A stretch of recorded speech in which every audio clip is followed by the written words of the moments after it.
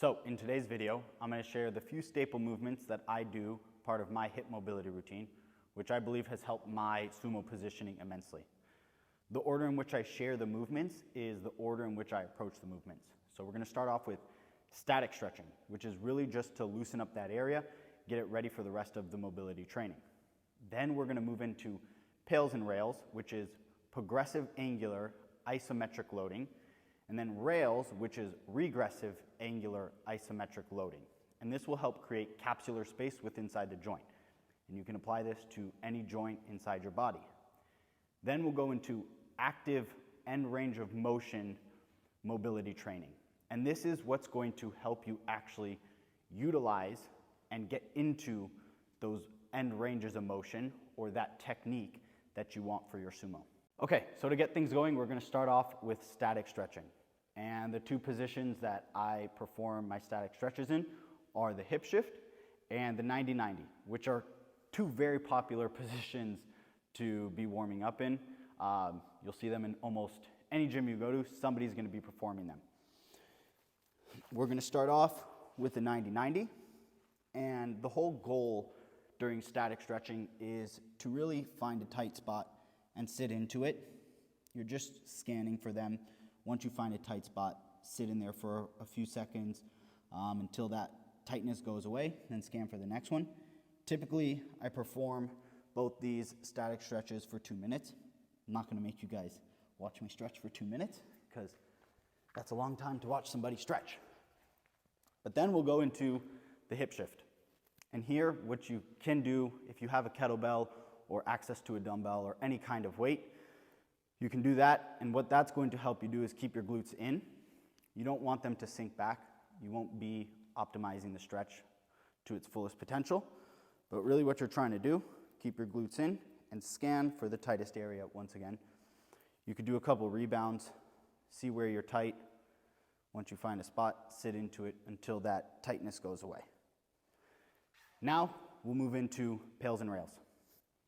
So now we're going to jump into the pails and rails side of mobility training. And to perform this, we're going to be in the 90-90 position.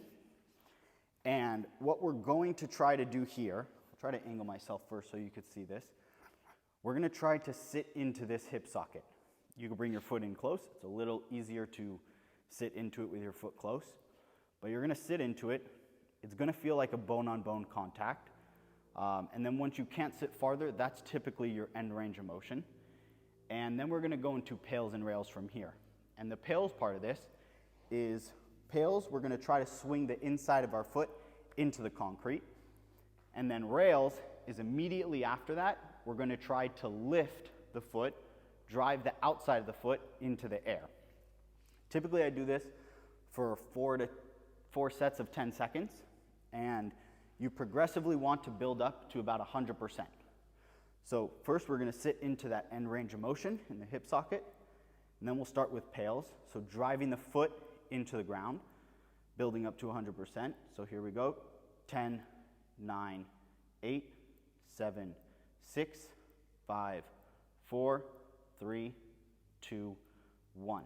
And then immediately going into rails, 10, 9, 8, 7, 6, 5, 4, 3, 2, 1. And that is what's going to actually help you build capsular space inside your hip socket. You're going to feel a lot of discomfort doing that. Typically, I don't do any of this as a warm-up before sumo because it's going to fry your hips. I'll do this the night before, or I'll do it after training, but it is very taxing on the hips. So now we're in the last portion, which is the active end range of motion mobility training. And this is something that has evolved over the years of doing mobility for me. And the thought process behind it is we're going to get into end ranges of motion like we did for pails and rails, but now we're going to introduce a movement into it. And that's going to try to mimic our sumo as best as possible in these two positions. And the whole point of introducing a movement is to be able to maintain these end ranges of motion with your actual muscles through this movement. So that way, when we do go to pull sumo, we are actually able to maintain these new positions with our own muscles and not lose positioning through the movement of the sumo. So starting off with the chair, what we're gonna do, and this is a movement that I got from Johnny Kaufman, and I'll tag him so you could see how he utilizes this movement. He does it with weight. I do it a little different, and this is, like I said, to gain new end ranges of motion. And what we're gonna do here is get into our sumo. The chair for me is just used as a marker for my hips. So I'll sit here, and then from here, I will hip shift into my sumo like I would normally, and I will use my hands to push my knees farther out than I can physically go. And then from here, I will actually use my own muscles to maintain this end range of motion, and I'll hold that for about 10 seconds. 8, 7, 6, 5, 4, 3, 2, 1. And then without losing this tension, put your hands back and continue through to lock out. That I'll perform about 4 to 5 sets of. And then we'll go into the frog stance, which many of you know. And we'll try to mimic our foot position from sumo as best as possible. Try to get as low as possible. And then what we're gonna do here is we're gonna drive our hips into the ground while performing the movement up till lockout. Continue driving the hips through the ground all the way through lockout. And you'll notice each set, you might be able to get a little lower.